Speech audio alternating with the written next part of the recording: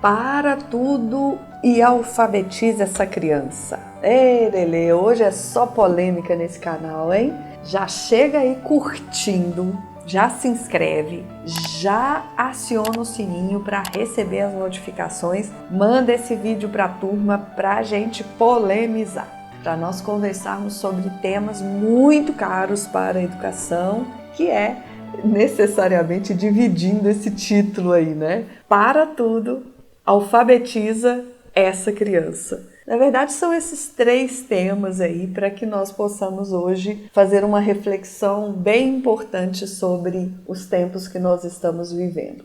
Para tudo, para o quê? Alfabetiza, o que é alfabetizar? E essa criança, qual idade a que nós estamos nos referindo? Pois bem, vamos começar na expressão essa criança. Vamos olhar a real.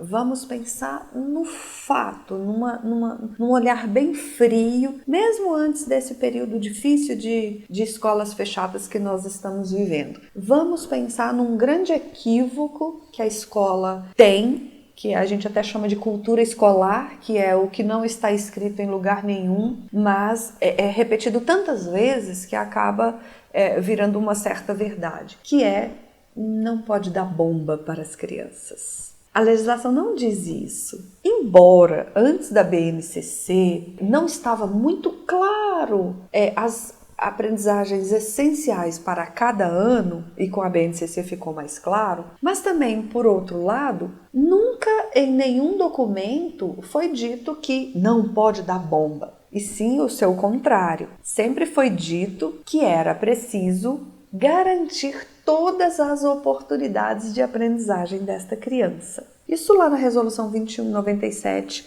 que é de 2012, mas mesmo agora, com a última resolução que vem do ensino híbrido, ela vai trazer para a gente o reforço dessa Resolução 2197, desde esse momento vem se mostrando que mesmo em todos os ciclos, em todos os anos, se as crianças não tiveram a oportunidade de aprender as habilidades num ano, ela pode ser estendida pelo outro. Ou seja, traduzindo a criança tem o direito de ter essas aprendizagens. Inclusive na 2197 vai perguntar para o professor ou para a escola: foram garantidas todas as oportunidades para esta criança? O que são todas? Então só aí nós vamos entender que nós precisamos esgotar todas as possibilidades para que essa criança tenha uma aprendizagem.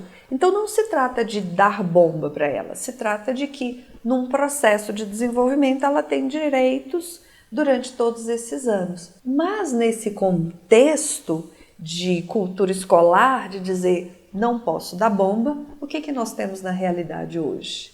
Nós temos crianças, jovens e até adultos sem alfabetizar. Nós temos, vocês sabem que nós temos. Essa é a real. E daí então, é por isso que nós passamos para esse segundo ponto. O que é alfabetizar? É preciso ficar bem claro isso. Se nós pensarmos num conceito mais próximo do ideal, juntando várias publicações, várias colocações, o que seria a alfabetização? A alfabetização ela estaria mais relacionada com o domínio da técnica da escrita. Quando a criança ela entende a relação entre a letra e o som. E então ela começa a escrever com autonomia, bem próximo do padrão, de acordo com a norma ortográfica. Ou seja, muito próximo do que, em geral, nós respondemos assim: o que é alfabetizar? É ensinar a ler e escrever, e em alguns casos a gente completa ler, escrever e fazer continha. Daí seguem algumas compreensões que vão nos ajudando a entender um pouco mais, que vão trazer a alfabetização como um processo. Particularmente eu gosto muito de entender a alfabetização como um processo, mas esse processo de aprendizagem, em geral, ele está sempre relacionado a essa compreensão da criança ler e escrever, ter essa compreensão de como que escreve e como que lê. A Magda Soares também traz o conceito de letramento maravilhoso também, que vai trazer para nós essa função social do que é a escrita e a leitura, essa visão mais ampla do que eu vou fazer com aquilo que eu aprendi. E a BNCC, ela vai ampliar esse conceito de letramento infantil quando ela traz essa maior aproximação com as linguagens diversificadas voltadas para as realidades do aluno. A ideia é que através do protagonismo, através da escrita espontânea desde a educação infantil, porque vai trazer muito vai validar muito a escrita espontânea da educação infantil, desde esse processo da criança produzir essa escrita da forma que ela consegue, nós então vamos garantindo o direito educacional da criança aprender a ler e escrever. E esse aprender a ler e escrever nesse contexto que a gente sempre repete nesse canal aqui, para interpretar o mundo e resolver problemas da vida cotidiana. Então nós vamos entendendo a alfabetização não só para ler e escrever, uma alfabetização para que o sujeito seja capaz de interpretar o mundo e resolver problemas da vida cotidiana. Não resolver probleminhas das provas, resolver problema da vida cotidiana. Ah, vi um problema. Ah, tive uma ideia para resolvê-lo. Então, esse é o contexto que nós desejamos da conversa sobre o que é alfabetizar. Um alfabetizar que não seja pura e simplesmente focado na letra e no som, né? No alfabeto e no fonema, mas que todos eles nos contribua no processo de interpretar o mundo e de resolver problemas da vida cotidiana. Isso é, de fato, o que lá nas competências vão trazer para nós de autonomia e protagonismo na vida social. Isso está claro. Então, desde quando eu permito que a criança consiga fazer uma escrita espontânea, ela tenha esse protagonismo, essa autonomia, ela vai então adquirindo habilidades e competências para a vida social. Agora, como que eu faço isso? Inserindo vários textos, vários contextos de diversos campos sociais, de diversas esferas, com comunicação variada, com linguagem em geral, linguagem diversa. E isso nós podemos fazer, gente, através de imagens, através de figuras, através de fotografias, através de cartazes, pinturas, artes em geral, que vão estar sendo selecionadas do contexto da criança. Se eu preciso trabalhar com cartaz, para que eu pegar um cartaz que está no livro? É interessante eu pegar um cartaz que seja do contexto da criança, com a fotografia do lugar que ela está, com nomes de artistas, autores que ela conhece, ou supermercados, comércios em geral que ela conhece. Então nós estamos falando aqui de como que nós podemos facilitar a aprendizagem, facilitar a alfabetização dessas crianças que estão em tempo de idade compatível com o ano escolar. Mas e aquelas crianças, aqueles jovens e aqueles adultos que a gente falou lá em cima, que é real, que não estão alfabetizados? Então a gente vai lá e fala para tudo. O que é esse para tudo?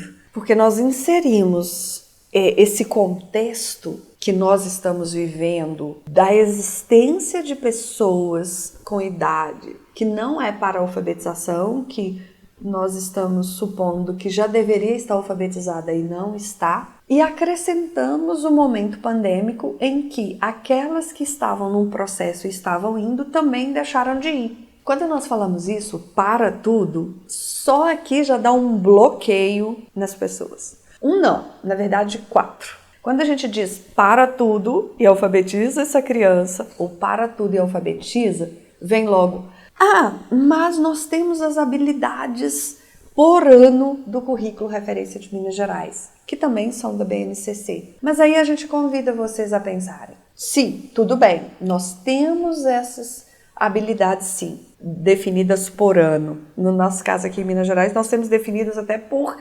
bimestre. Só que com a pandemia vieram as novas legislações e essas novas legislações vão dizer o que pra gente? Vão dizer das habilidades prioritárias. Então eu tenho o currículo, eu tenho o processo de escolha das habilidades já por ano, mas eu tenho novas legislações que me dizem ano contínuo 2020-2021 e me permite pensar ali as habilidades prioritárias. Esse é um ponto. O segundo é que muita gente diz assim, Ah, mas eu tenho o livro didático que eu tenho que seguir o livro didático. Livro didático, meu povo, é material de apoio. Livro didático não é para você seguir. A gente segue porque é cômodo. E também tem muitas atividades muito bacanas. Mas o material didático nosso, ele não serve para ser o determinante. Quem determina quais atividades sou eu, professor. O livro didático vai ser para o meu apoio.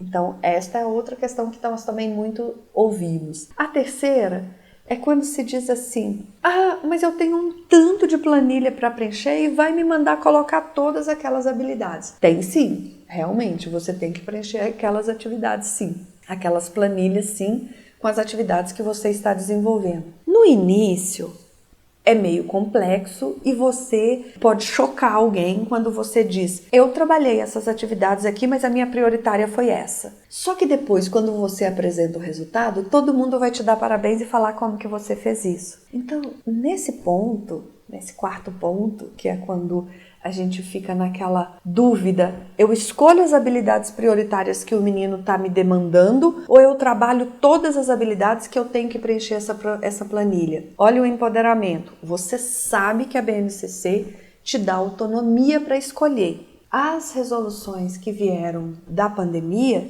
te disseram que você tem autonomia para as avaliações daquelas crianças que estão diante de você, então você pinça as prioritárias. Se nós sabemos que o foco das avaliações do SAEB é leitura e interpretação e resolução de problemas, percebam só uma coisa, que é muito óbvio nesse processo. Nós ganhamos tempo quando nós ensinamos o processo de leitura, escrita e interpretação. Do que adianta ficarmos ensinando aquele tanto de conteúdo? Eu vou ensinar um texto para o menino, sendo que ele tem dificuldade com o nome próprio dele. E já tem estudos mostrando, aquelas escolas que já conseguiram voltar e tiveram que parar de novo porque a pandemia descontrolou de novo, mas já tem estudos mostrando que mesmo com a entrega dos PETs ou dos cadernos, tiveram crianças que voltaram para a escola e esqueceram inclusive o próprio nome. Este é um exemplo mais forte. Se a criança não domina o próprio nome, sobrenome, letra maiúscula, minúscula, espaço entre os nomes, se ela não domina o próprio nome,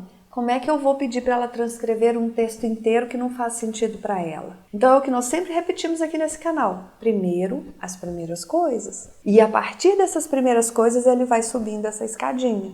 E por último, nós ouvimos muito assim: ah, mas eu não sei alfabetizar. Porque de fato tem muitos profissionais que não são da área da alfabetização. E o que a gente diz? É só identificar o ponto de partida. Analisa o menino. Não é que você vai ter que alfabetizar todos, mas analisa cada um.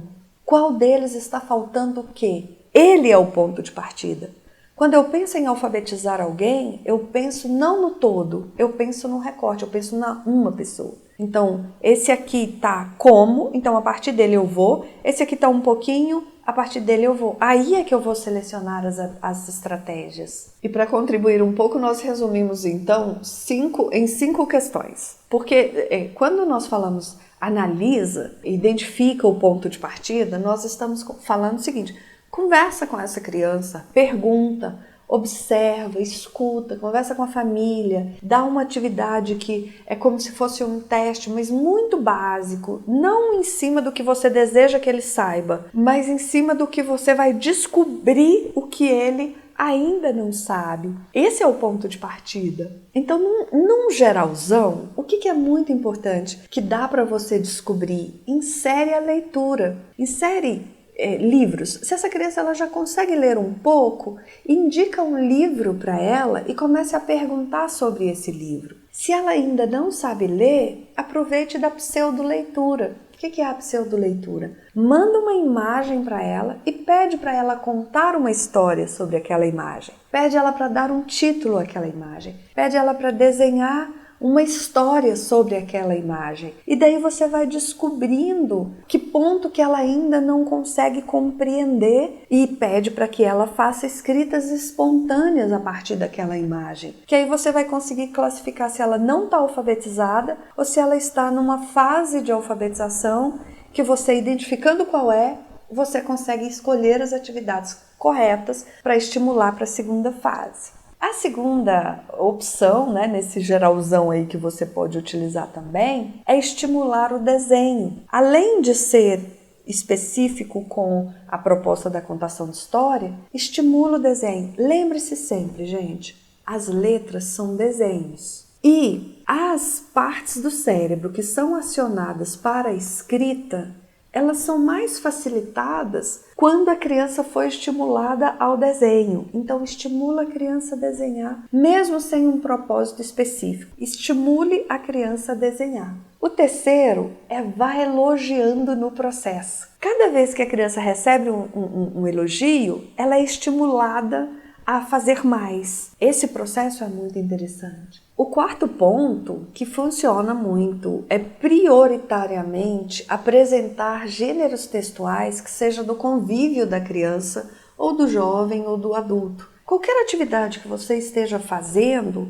priorize trabalhar com cartazes que é do próprio contexto da criança, da cidade, do bairro, do contexto que ela está vivendo ali, da igreja, da festa, do supermercado, todo esse pertencimento que é possível à criança, ou o jovem, ou o adulto que for que estiver passando pelo processo de alfabetização, é muito importante que ele tenha esses dados mais fáceis. Uma fotografia da cidade ou de pessoas que ele conhece, nomes próprios de pessoas que ele conhece, nomes de estabelecimentos comerciais que ele conhece, porque assim vai promover um engajamento por conta desse pertencimento e ele vai produzir semelhante. Então é muito importante inserir esse contexto de vida real das crianças ou dos jovens que estão sendo alfabetizados. E por fim, gente, lembrar e ter essa consciência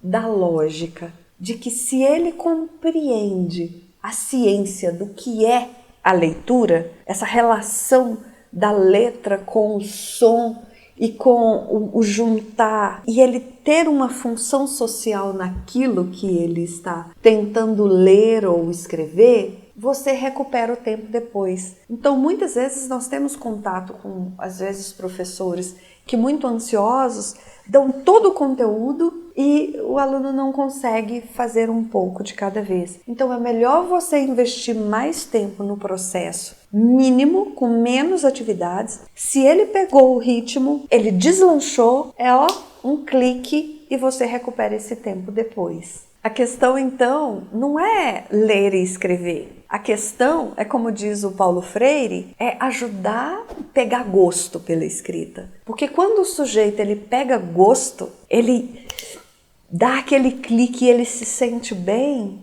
ele vai.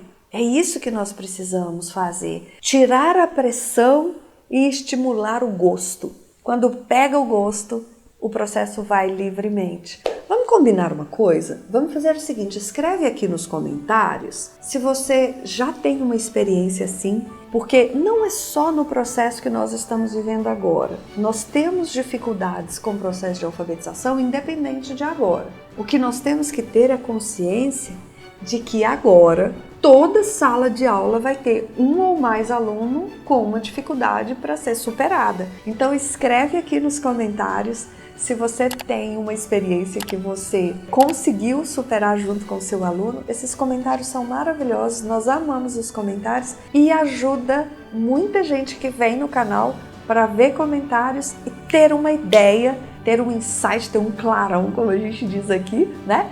Para conseguir identificar uma estratégia para fazer na sala dele também. Vamos combinar? Comenta aí! E vamos nos encontrar segunda que vem para que nós possamos refletir mais um pouco sobre esses desafios todos que a educação está enfrentando. Continua se cuidando, usa máscara, só saia se preciso. Beijo! Tchau, tchau!